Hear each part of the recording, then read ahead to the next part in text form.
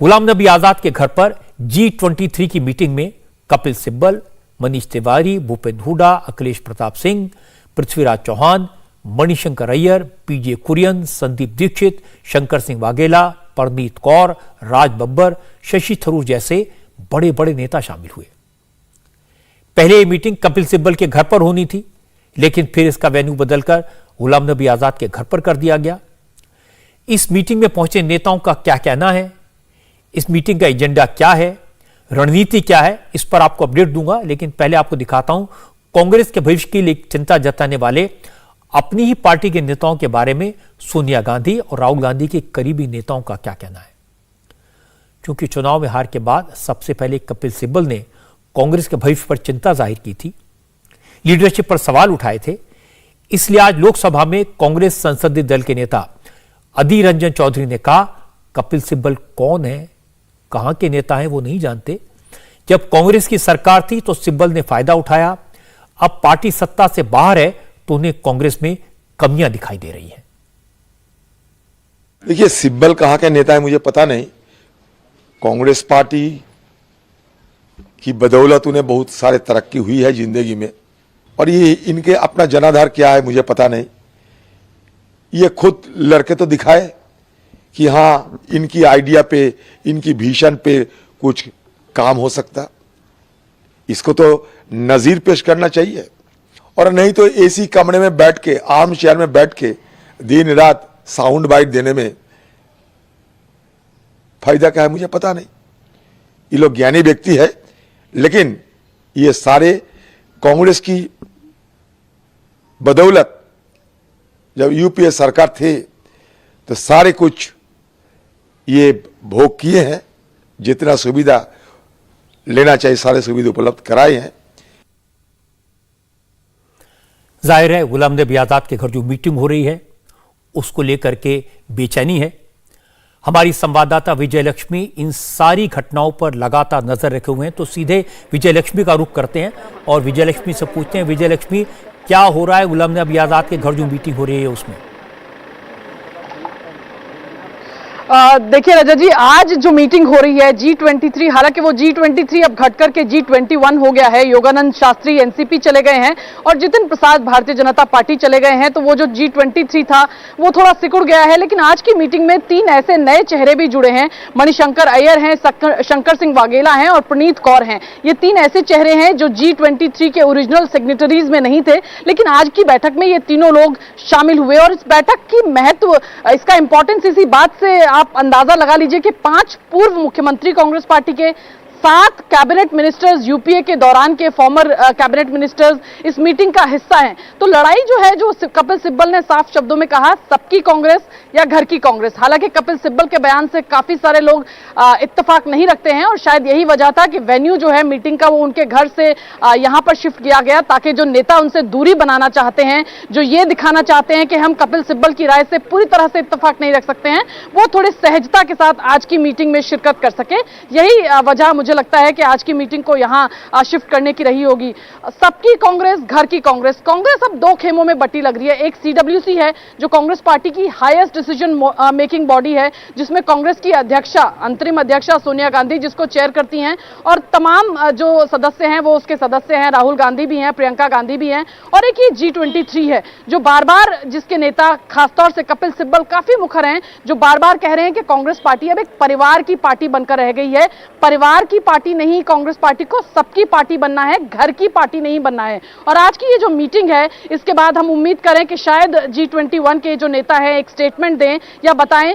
साफ तौर पर यही कहा जाएगा, क्योंकि G23 पहले भी कपिल सिब्बल के सवाए बाकी कोई इतना मुखर नहीं था कि गांधीज जो हैं वो लीड ना करें। कपिल सिब्बल ने चुनावों से पहले कहा था, जी हजूर वाला नहीं चाहिए, हमें वो बंदा चाहिए जो पार्टी जो है चला सके, जो फ्रंट से पार्टी को लीड कर सके। कपिल सिब्बल ने अभी थोड़े दिन में फिर अपनी तमाम बातें रिपीट की। उन्होंने कहा कि गांधीज को कांग्रेस पार्टी का नेतृत्व छोड़ देना चाहिए। हालांकि G21 के बाकी किसी नेता ने उस बात को एंडोर्स नहीं किया, लेकिन दबी जबान में सब ये मानते हैं कि गांधीज के नेतृत्व में काफी सारे चुनाव कांग्रेस पार्टी एक के बाद एक हारती आ रही है।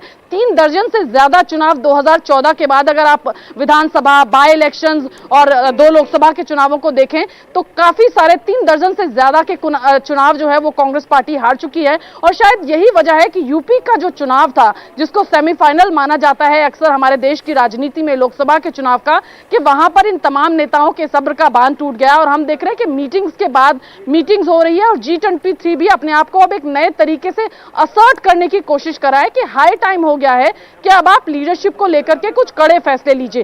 पहले जरूर कहा था कि ऑर्गेनाइजेशनल चेंजेस लाइए, एक फुल टाइम प्रेसिडेंट होना चाहिए who is active and visible on ground. हालांकि सोनिया गांधी ने जब मीटिंग की थी तो उन्होंने कहा था I am a 24/7 active politician, I am visible and I am the president of the Congress party. तो ये बात उन्होंने कही थी, लेकिन G23 के नेता मानते हैं कि जिस तरीके से राहुल गांधी डिफैक्टो प्रेसिडेंट हैं, तमाम डिसीजन वो लेते हैं पार्टी के, लेकिन सामने आकर नहीं आते हैं, वो पार्टी के प्रेसिडेंट नहीं है लेकिन डिफैक्टो प्रेसिडेंट हैं। तो G23 के नेताओं का कहना है कि क्लैरिटी होनी चाहिए। अगर आप बागडोर संभाल रहे हैं तो बागडोर संभालिए, आप आइए और पार्टी के प्रेसिडेंट बनिए और तब तमाम डिसीजंस को लीजिए। आप डी फैक्टो प्रेसिडेंट बनकर, जहां पर कोई अकाउंटेबिलिटी आपके पास नहीं है, वहां बैठ करके आप सारे निर्णय नहीं लीजिए। आज की बैठक इंपॉर्टेंट है क्योंकि तमाम ये जो नेता हैं ये बैठ करके एक बार मंथन फिर से यहां पर चल रहा होगा और इसके बाद आगे की रणनीति तय करेंगे, क्योंकि संगठन के चुनाव जो है वो सितंबर के महीने में होना है। देखना होगा, क्योंकि बार बार G21 के सामने या 23 के सामने ये सवाल रखा जाता है कि आप क्यों नहीं अपना कैंडिडेट ले आते। ऑर्गेनाइजेशन के चुनाव है, आप एक कैंडिडेट लेकर आइए और अगर उस कैंडिडेट में क्षमता होगी गांधियों को हराने की तो वो जीत करके पार्टी का अध्यक्ष बन जाएगा। लेकिन G23 के नेता इसको हमेशा खारिज करते हैं। कल ही मैंने संदीप दीक्षित से बात की थी, मैंने उनसे बोला कि आप क्यों नहीं खड़ा कर देते G23, क्यों नहीं एक ऐसा व्यक्ति खड़ा कर देती, और संगठन चुनाव जो है वो सबके लिए खुले हैं। तो वहां पर G23 के नेता बहुत साफ तरीके से कोई जवाब देते हुए नजर नहीं आते हैं, लेकिन दबी जबान में अब कांग्रेस पार्टी और खासतौर से ये G23 का खेमा जरूर ये कह रहा है कि अब हाई टाइम है कि गांधी को बदल करके किसी और की पार्टी की कमान दी जाए, या क्लैरिटी हो कि पार्टी का प्रेसिडेंट कौन है, जो प्रेसिडेंट हो वो एक्टिव हो, पार्टी में जो रिफॉर्म्स हैं, CWC का जहां तक गठन की बात है या जो केंद्रीय इलेक्शन कमेटी है उसके गठन की बात है, वो तमाम चीजें जो है वो कांग्रेस पार्टी करे। विजय लक्ष्मी, आपने बहुत अच्छे से एक्सप्लेन किया है और मुझे लगता है दर्शकों को बिल्कुल समझ में आ गया होगा कि कांग्रेस पार्टी के भीतर आजकल चल क्या रहा है। जब ये मीटिंग खत्म हो जाएगी G23 के नेताओं की तो फिर आपसे बात करेंगे, समझने की कोशिश करेंगे इस मीटिंग में क्या हुआ, क्या फैसला लिया गया, पब्लिकली ये लोग कुछ कहेंगे या फिर अंदरूनी बात चलेगी। तो बहुत बहुत शुक्रिया आपका विजय लक्ष्मी। मैं तो गुलाम नबी आज़ाद, कपिल सिब्बल, भूपेंद्र सिंह हुड्डा जैसे बड़े बड़े नेताओं के सब्र की दाद देता हूं कि तमाम मुश्किलात के बावजूद उन्होंने बगावत नहीं की। उनके सामने कांग्रेस एक के बाद एक इलेक्शन हारती रही। ज्योतिरादित्य सिंधिया, जितिन प्रसाद, RPN सिंह, कैप्टन अमरिंदर सिंह जैसे नेताओं ने थक हार कर कांग्रेस छोड़ दी।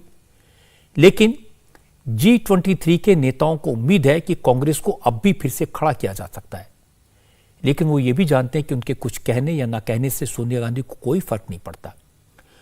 सोनिया गांधी किसी भी तरह राहुल गांधी को अपनी विरासत सौंपना चाहती हैं, कई साल से इसकी कोशिश कर रही हैं। अगर उनका बस चले तो कांग्रेस का अगला अध्यक्ष एक बार फिर से राहुल गांधी को बना देंगी।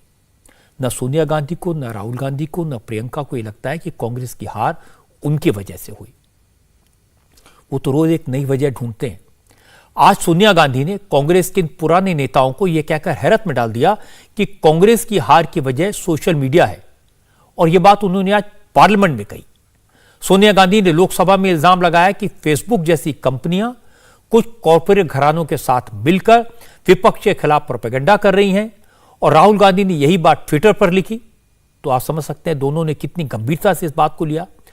और लोकसभा में सोनिया गांधी ने कुछ विदेशी मीडिया रिपोर्ट्स का हवाला देकर कहा कि सरकार और बीजेपी के सपोर्ट करने वाली कुछ कंपनियां फेसबुक पर विज्ञापनों को न्यूज बताकर परोस रही हैं, और यह देश के लोकतंत्र के लिए बहुत घातक है।